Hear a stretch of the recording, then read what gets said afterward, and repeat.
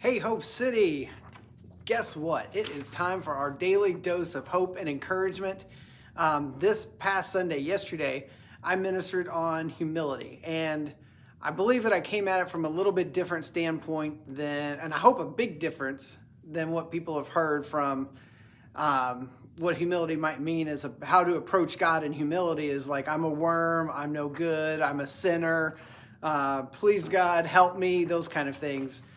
Too many people go to God with that type of a mentality that they're not worthy, they're a horrible person, they're a sinner, and I just can't make it, I can't do it, I fail so much, God, oh my gosh, and they think that's being humble. That's actually just the opposite. It's being prideful because you're so caught up in yourself and your performance that you've elevated your performance above Jesus's performance, and he was perfect. His performance was perfect. So stop thinking about yourself. Stop thinking about your own failure. Stop thinking about your own successes and look to Jesus. He's the author and finisher of our faith. He didn't say, it doesn't say in the Bible that you're the author and finisher of your faith, and how good you do is how much God will love you. God loves you, Romans 5:8, while you were still a sinner, Christ died for you. So, I think we've had that, we've often thought of as humility as one side of the stick and pride at the other end of the stick, like they're opposites. When really the way we've defined humility in the past is that is actually the opposite end of pride. Pride is manifested in two ways: arrogance and just that whole self-humiliation, self-deprecation, just everything about yourself.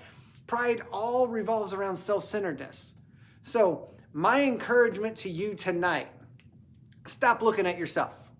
You don't have to look at how awesome you are. You don't have to look at how horrible you are. Stop looking at yourself. This past Sunday, I talked about the mission to the moon and how the spaceship, didn't just go in a nice, smooth arc. It was like all over the place. And so for 4 days, every 10 minutes, they had to make a course correction.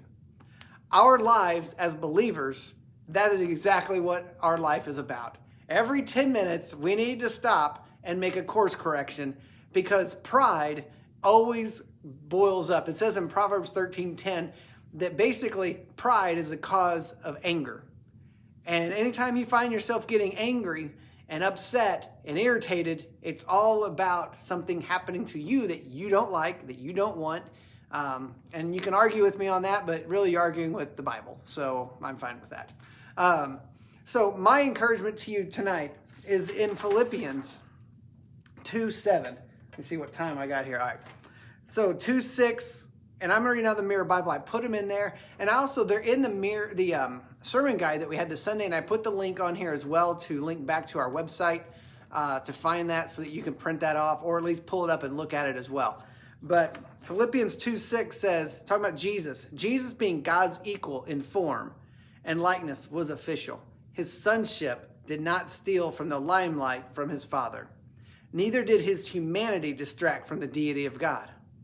His mission, however, was not to prove his deity, or was it to prove that he was God? His mission was to embrace our humanity. Emptied of his own reputation as God, he fully embraced our physical human form. Born in our resemblance, he identified himself as the servant of the human race.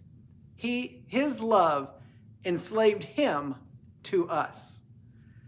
Man, you could just preach on that about how he loved us when we were unlovable, how he went to the fullest extreme of everything to prove his love for us. It says in verse 8, and so we have the drama of the cross in context. The man, Jesus Christ, who is fully God, becomes fully man to the extent of willingly dying man's death, humanity's death, at the hands of his own creation.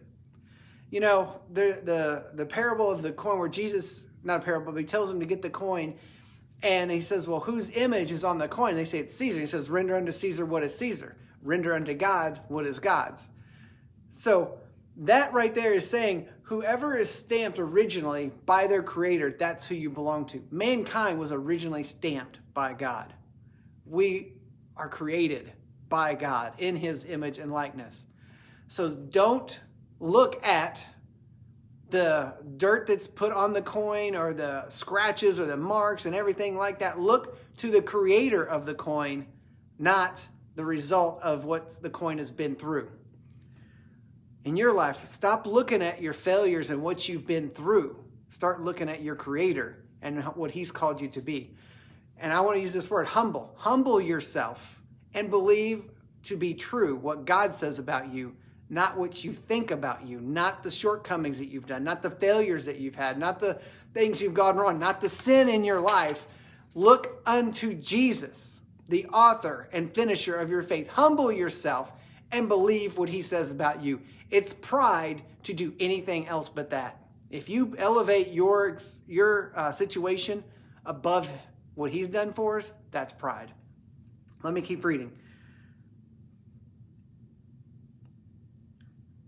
He died humanity's death at the hands of his own creation. He embraced the curse and shame.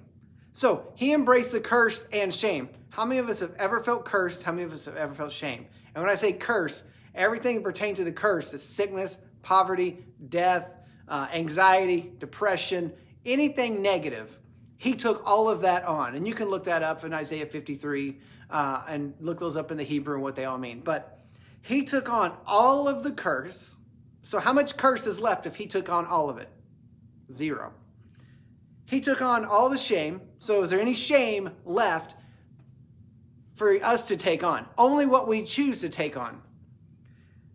So he took on all the curse, all the shame of the lowest kind of dying, in dying a criminal's death. Basically, 100% innocent person died as if he was 100% guilty. From this place of utter humiliation, God exalted him to the highest rank. God graced Jesus with the name that is far above every other name. And I said this on Sunday, and it's in the handout. The way up in the kingdom is down. If you want to take on more responsibility, if you want God to use you more, the way to do that is to become a servant. Jesus became a servant. He was enslaved to mankind. His love for us enslaved him to us. Our love for our fellow man should enslave us to them, to where we stop looking at what we've done and not even looking at what they've done, but look at who created them and what God has called them to be. They don't know how forgiven they are. They don't know how loved they are. They don't know how saved they are. It's up to us to tell them just how much God loves them. And for them to humble themselves, for us to humble ourselves and believe that what God says about us is more true than what we think about ourselves. So I think my 7 minutes is up. 8 minutes. So God bless you all. Have a great night. Don't forget, if you got anything from this, like it, share it, comment, say what you've got in the comments right below. Hit the share button. Somebody you know might need to hear this. And then, follow us on Facebook. Go to our website. You can find the full message there at hopecityevv.com. You can see all the previous messages in this sermon series from our vital signs from the beginning of January. You can go back to even further than that. I would encourage you, keep yourself in the Word to find out what God says about you. And when you do that, you'll be able to elevate what He believes about you rather than what you think about you. Because I can promise you, most of the time, God believes more in us than we believe in ourselves. So God bless you. Have a great night, and we'll talk to you later. Bye-bye.